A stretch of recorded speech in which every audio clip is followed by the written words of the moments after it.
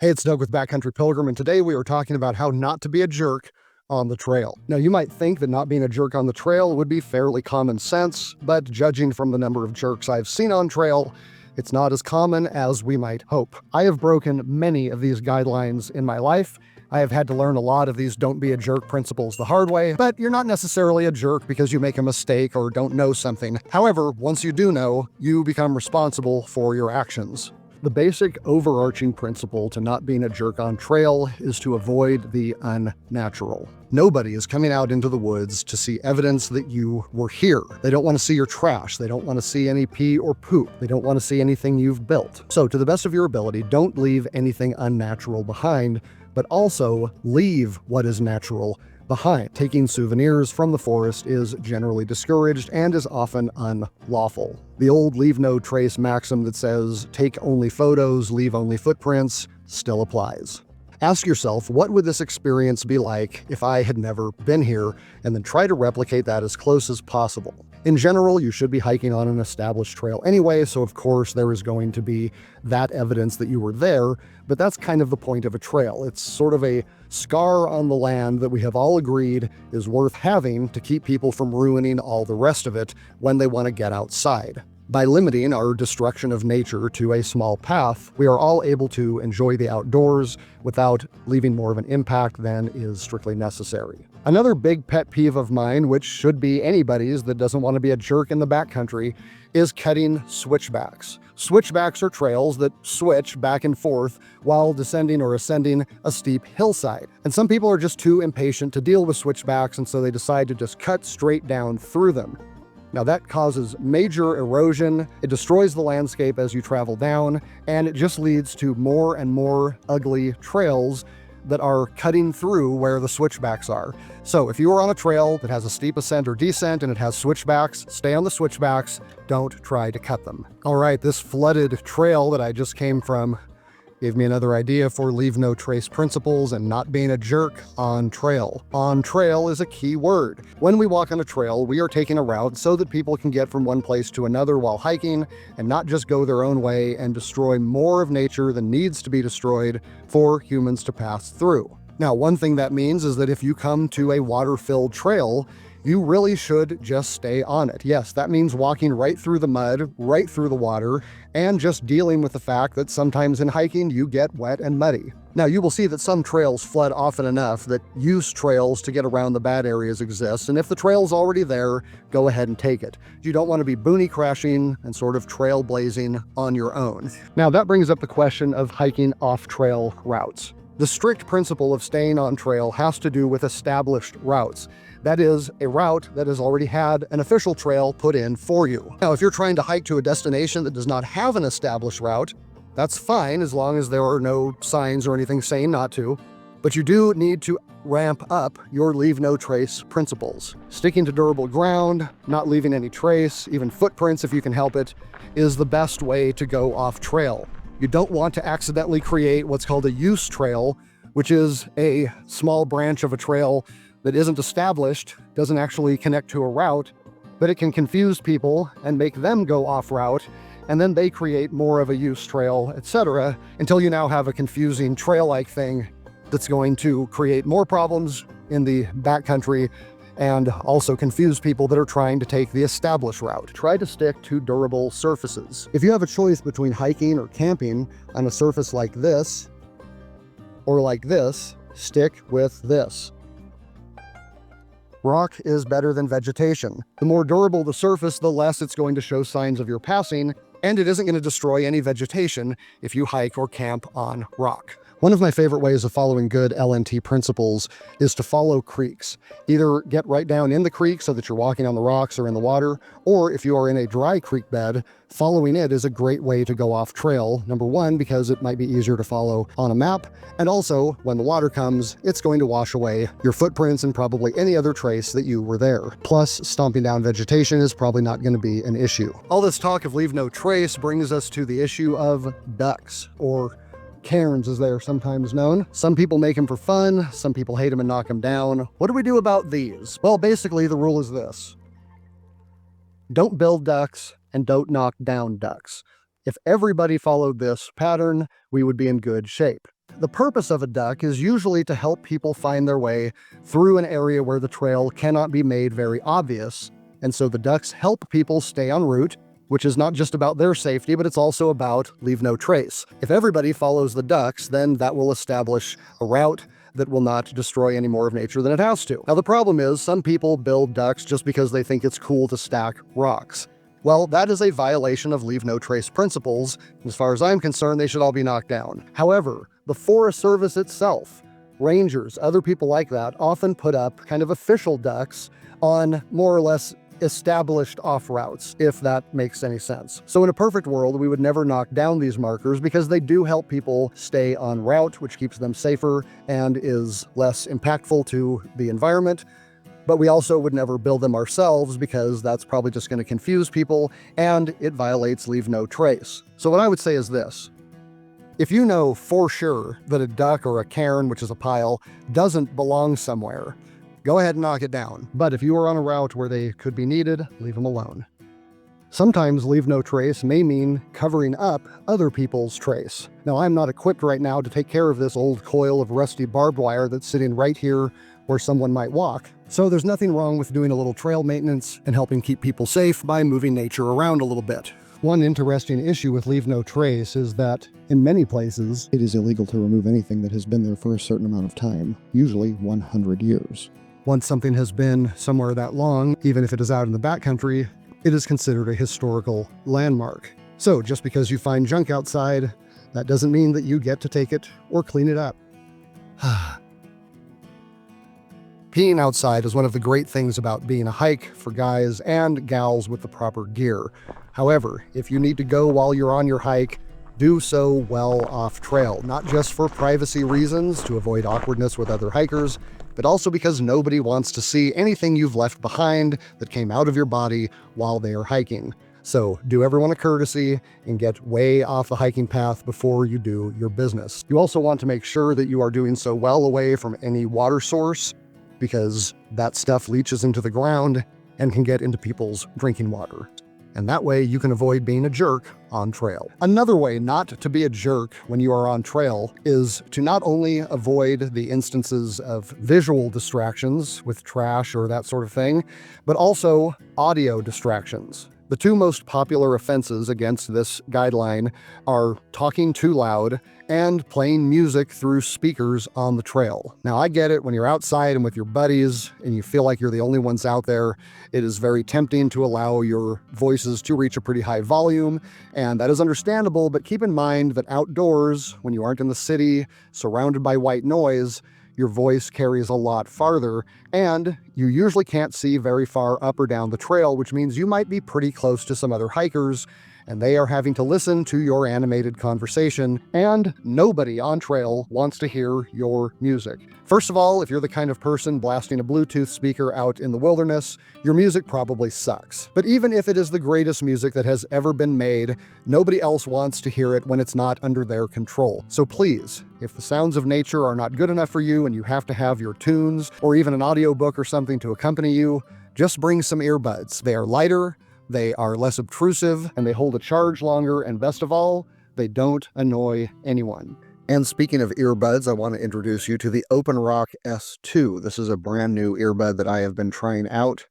I like them because, unlike some earbuds, they use a light hook and clip design that gives you a 3-point contact, keeps the speaker from pressing into your ear canal. They are wired with very thin titanium filaments and covered in a soft liquid silicone that gives you a good, secure, stable fit, only weighing in at 7 grams. Another thing this design does is it makes the earbuds sweat resistant. They are seated at a 20-degree offset, which allows sweat to simply run off their waterproof nano coating. They are IPX5 waterproof rated against sweat and even light rain because their base direct cavity is distinct and shielded from the rest of the earbud. The bass sounds good with a 12mm driver powered by a 30 milliwatt amp, and the buds will give you 8 hours of playtime on a single charge, and you can get 4 times that, 32 hours, with their rechargeable case. When you do run out of power, a 5-minute charge will give you a full hour of use. Beyond just being cool earbuds, they also have physical buttons built into the ear hook, which is going to prevent accidental touches. These not only control your music player in the phone, but they can also control the camera in photo or video mode. The OpenRock app gives you additional settings where you can really tweak it into exactly the way you like them to run, and they even have a feature where you can find your earbuds if you forget where you set them down. I can personally attest to this quality build because when I was shooting one of the videos, I had the earbuds in. It got knocked out when I put a bag over my shoulder. It ended up being stepped on in the ground before I finally found it, and just by wiping it off, it worked perfectly. So I've been really happy with the OpenRock S2 earbuds. Check them out at the link below to help this channel with no extra cost to you. The OpenRock S2s retail for $99. One kind of follow-up tip on the earbuds though, don't play them so loud that you can't hear what's going on around you. Because if someone's trying to pass or get your attention for something important, they don't want to have to shriek to get your attention. And oh my gosh, I shouldn't have to say this, but again, I feel like I do. Don't fly drones out here. Not only is that sound horrible to have to listen to out in the backcountry, but it's also an invasion of privacy for the people you might be filming. Leave your drones at home. And that is how to keep your sound from making you a jerk on trail. All right, so far we have talked about avoiding unnatural things to see, unnatural things to hear. Now let's talk about unnatural things to smell. Probably the biggest offender in this area are people smoking. Personally, I don't really get the whole thing of smoking outdoors. I come out here to have fresh air, not to have smoke in my lungs. But since smoking doesn't make any sense to me in the first place, it definitely doesn't out here. But again, let's just keep in mind there are other people in the wilderness with you. If you are blowing puffs of smoke down the trail, you may be causing other people to have to deal with your gross air. So please just don't do it. That definitely includes vaping and anything else that you might want to smoke in the backcountry. Further, although you may be trying to wear some deodorant to keep from getting trail stank while you're out hiking, even though it's probably going to wear off pretty quickly, please do not throw on a bunch of cologne or perfume. I've gotten pretty sick just walking past people who just seem to have a cloud of unnatural, smelly fragrance coming off their body. Look, everybody that is out here should be out here to enjoy being out here. Keep the stuff that belongs in the city in the city. All right, now that we have discussed how to avoid unnatural sights, sounds, and smells, let's talk about trail etiquette and right-of-way. There are actually some pretty established guidelines for giving right-of-way on trail. Now, when you see another hiker or hikers coming toward you, the question of right-of-way is who moves off trail and gets out of the way for the other person. Assuming that neither one of you is just looking for an excuse to stop and take a break, the basic rule is that the person hiking uphill has the right of way.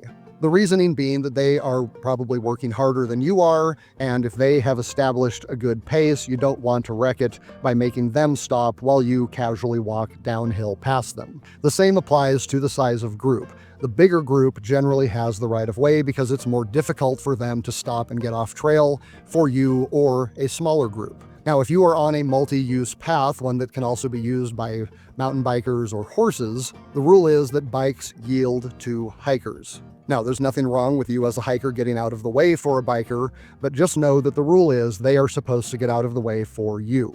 Bikers and hikers are supposed to yield to horses. Because these are animals and can be unpredictable, it's just best practice not to ask them to do the weird thing. Also, it is often harder for a horse to get off trail than it is for a biker or a hiker. One thing that I nearly learned the hard way when getting off trail for a horse was that you don't want to choose the high side of the trail to move off from. Horses see other animals and humans as being more threatening the bigger they are, and the higher you are, the bigger you look. So if you don't want to spook the horse and risk endangering the rider and yourself and maybe others, if you step off the low part of the trail, that will generally be better. So that brings us to what you do when you are hiking the same direction as someone else. I usually operate under the assumption that nobody comes out here to socialize or make friends. They're either with the people they want to be or they want to be alone. In either case, they probably do not welcome my company, at least not for very long. So what that means is that if I come up behind a hiker and I am hiking faster, what I should do is let them know that I am there, just a friendly hi or an excuse me or passing on the left or something like that, just to alert them to the fact that I am back there and I am going to pass them. If that happens to you, you don't need to stop, but just move over a bit so that the other person can get by and then let them hike past you. If you're the one passing, I suggest that you try to speed up and maintain that speed up until you are well past those people. Otherwise, you're just going to be awkwardly close for too long. Now, another thing that I have seen a lot on trails, which I completely do not understand, is people taking a break right up until they see me coming, and somehow they interpret the fact that another hiker is about to hike past them as the signal that it's time for their break to be over. And inevitably, these folks get up and basically either step right in front of me, which means I now have to slow down and go through the whole process of passing them, or they step in right behind me and now I have a group of people hiking right behind me. Neither of those should be the case. Give each other some room. If you're taking a break and you see a hiker coming toward you, that is your signal to take a longer break. Let them get well out of eyesight before you jump up and start hiking. Don't start hiking right in front of them or right behind them. One pro tip in this area that I get from bikers is to let people know how many people are in your party. If you've got 2 or 3 people coming up around the corner behind you, let the people you are passing know that so that they can gauge how long they should wait before they start hiking to catch up. Now, if you're way ahead of your hiking partner or partners, you can't really expect people to always do that, but at least it lets everybody know what's going on so that they have a good choice to make. Now, going along with trail etiquette, I do want to add one more thing, and this is kind of more for the ladies out there, by which I mean I'm going to talk to the men for a minute. Going back to the idea that people are generally not out on the trail to make friends and socialize, men, you need to be especially careful when you are talking to women on the trail, especially if they are hiking solo. Unfortunately, we live in a world where men are often seen as much more aggressive than they should be, especially around women. And if you are on the trail and you come upon a lone female hiker, probably not a great idea to expect her to stop and have a big conversation with you. Now, she might, and if she kind of initiates that, fine, go for it. But keep your distance. Don't ask the kinds of questions that you might ask somebody else on the trail, like, where are you coming from? Where are you going? Where do you think you're going to spend tonight? You just sound creepy. What counts as just being friendly among guys on the trail is not always perceived that way when it is a male-female conversation. Same thing applies to groups of women, although they are usually a little less skittish. And even then, don't get into personal information or trail plans, and you won't seem like a jerk on the trail. All right, so let's talk about what to do when it comes to animals. When it comes to animals in the great outdoors, you basically just want to keep away. But that means 2 different things. Number 1, if they are a wild animal, you should keep away from them. Don't try to go get a selfie with a bear. Don't try to pick up a raccoon. It's dangerous for both of you. Just leave the animals alone. But the second way is your own animal. If you bring a domesticated animal outside, you need to keep them away from humans. Now, this typically applies to dogs, but of course, I guess it would apply to anything else. But I don't care how friendly you think your pet is, you need to be in complete control of that animal. And that means they are connected to you somehow. Nobody wants to be walking down the trail and all of a sudden there is an out-of-control animal that they need to deal with. I've seen plenty of other hikers and even some people that I've hiked with go against this guideline and create situations that are very awkward, where sometimes other people are extremely uncomfortable or even scared. So if it's your pet, it's your baggage. You hang on to them. Don't assume that your animal is going to act the same way outdoors that it does when you are at home, and you won't be a jerk on the trail. And of course, leave no trace principles apply to your pets as well. While I'm sitting here eating, let's talk about food waste. From the number of times I've seen it done on the trail, there seem to be a lot of people who think that anything they can eat can just be tossed into the woods when they are done with it. I'm talking about orange peels, banana peels, apple cores, which are at least a little bit understandable, but I've also seen a lot of other things that never should have been tossed on the ground. If you're unsure about whether or not you should throw food into the forest, ask yourself the question that I asked at the beginning of the video. Would this happen if you weren't here? Well, the answer is no. As you can see, there are no banana trees or orange trees out here. A banana peel on the ground would definitely be a sign that a human being came through. Now you might say, well, they're natural, they're biodegradable. Well, first of all, if you're buying your fruit in a supermarket, they are probably not natural. Whatever kind of residue from whatever chemicals were used to create that food for you in that supermarket are probably still on there in some respect. But if nothing else, it's just obvious that that kind of food doesn't grow in this forest environment. And that usually means animals should not eat it. And even if it is true that it's biodegradable, it takes a lot longer for these things to biodegrade than many people might think. So don't bring things into the wilderness and leave them there, even the leftovers from your food, and that way you will avoid being a jerk on trail. All right, this has been How Not to Be a Jerk on the Trail with Doug Beaumont and Backcountry Pilgrim. If you like the video, would you mind hitting the like button and subscribe to Backcountry Pilgrim if you are into hiking, camping, backpacking, and the gear that goes with it. Until next time, thanks for watching.